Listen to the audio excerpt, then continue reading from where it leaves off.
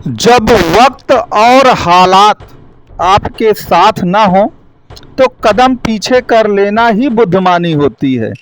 लेकिन मार्च 2025 से वक्त और हालात दोनों आपके साथ रहेंगे।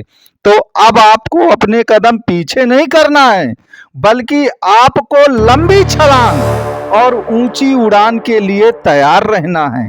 यही वो समय है कि जब लंबी उड़ान और ऊंची छलांग जो है वह आपके लिए बिल्कुल 100% सिद्ध होने वाली है। तो क्या मार्च में हमारी लंबी उड़ान होगी?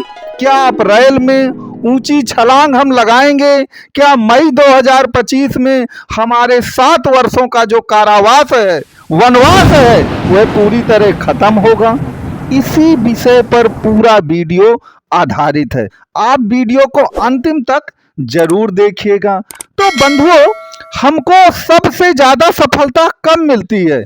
जब हम माया और मोह से पूरी तरह से विरत हो जाते हैं, पूरी तरह से माया मोह के बारे में सोचना बंद कर देते हैं। अब आप कहेंगे कि महाराज, हम लोगों की तो वाट लगी हुई है, गरीबी में इतना जीवन जिया है हमने, और अगर हम माया मोह सब छोड़ देंगे तो हम तो कर्ज के बोझ के तले दब गए हैं, एक एक दिन का खर्च चलाना मुश्किल हो गया है।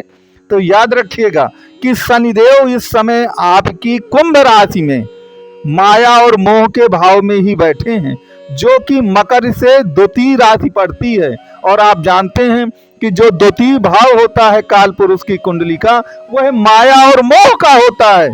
तो शनि तो वैरागी हैं, सन्यासी हैं, उनको माया मोह पसंद नहीं है। लेकिन एक बात यहाँ पर याद रखिएगा कि आपकी कुंडली के सभी योगकारी ग्रह जो हैं वह मार्च के महीने में मीन राशि में रहेंगे। कौन? शुक्र, बुध और राहु।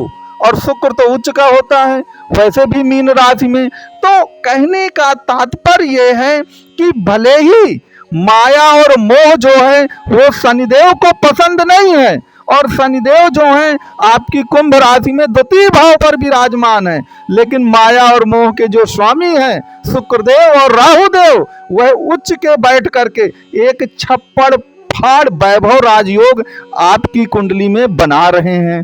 तो ये जो मार्च का महीना होगा उसमें 2 बातें आपके लिए होंगी कि जो आपके शनिदेव हैं वह माया और मोह से विरत हो जाएंगे, बिल्कुल हट जाएंगे। कैसे हट जाएंगे? क्योंकि आपके शनिदेव जो हैं वो अस्त हो जाएंगे। तो जैसे ही वो अस्त होते हैं 28 फरवरी से, याद रखिएगा, शनिदेव का अस्त होना आपके लिए धन दौलत के लिए एक अच्छी बात होगी, क्योंकि शनिदेव जब अस्त हो जाते हैं धन और दौलत से, तभी आपके राहु और शुक्र एक्टिवेट हो जाएंगे, जो कि कलयुग में धन दौलत वैभव के प्रतीक माने जाते हैं। अब ये तो बात हो गई आपकी मार्च 2025 की। तो अप्रैल में ऐसा क्या होगा? तो अप्रैल में याद रखिएगा कि कहते हैं कि संगठन में शक्ति होती है। तो अगर आपकी कुंडली में 4 ही ग्रह ऐसे हैं जो योगकारी होते हैं, कौन से ग्रह योगकारी होते हैं? आपकी कुंडली में योगकारी ग्रह शनिदेव हैं, शुक्रदेव हैं, बुधदेव हैं और राहुदेव हैं। और चारों ग्रह जो हैं वह मीन राशि में एक साथ विराजमान रहेंगे। चारों आपस में परम मित्र हैं और चारों एक साथ विराजमान रहेंगे। तो अभी मैंने क्या कहा कि संगठन में शक्ति है। चारों ग्रहों का एक साथ मिलना ये अद्वितीय है। इसलिए अद्वितीय है कि ऐसी विलक्षण जो गोचरी घटनाएं हैं वो ज्योतिष शास्त्र में हमेशा नहीं मिलती हैं। और चारों ग्रह जब एक साथ मीन राशि में होंगे तो याद रखिएगा वही आपके जीवन के सबसे स्वर्णिम दिन भी होंगे। आपने बहुत सारे कष्ट सहे हैं, पिछले 7 वर्ष जो है वो किसी वनवास और कारावास से कम नहीं रहे आपके।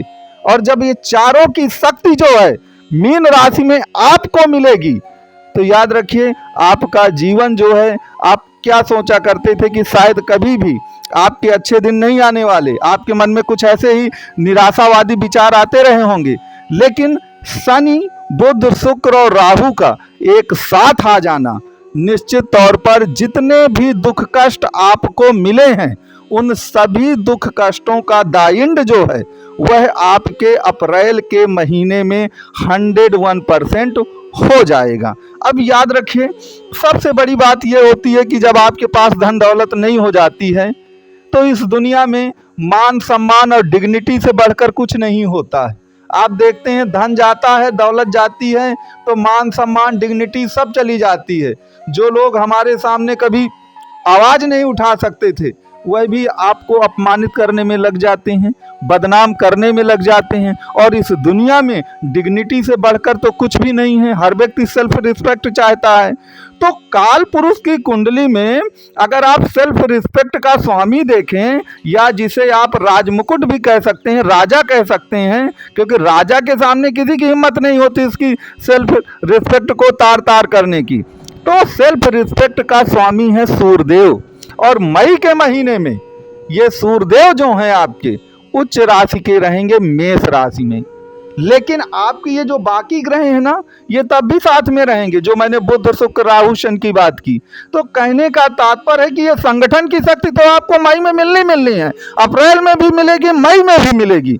लेकिन सूर्यदेव चूंकि उच्च के हो जाएंगे तो जो आपने डिग्निटी खो दी है, अपना सब कुछ वैभव खो दिया है, आपको लगता है कि अब तो हम मुंह दिखाने के लायक भी नहीं रह गए चार लोगों के सामने।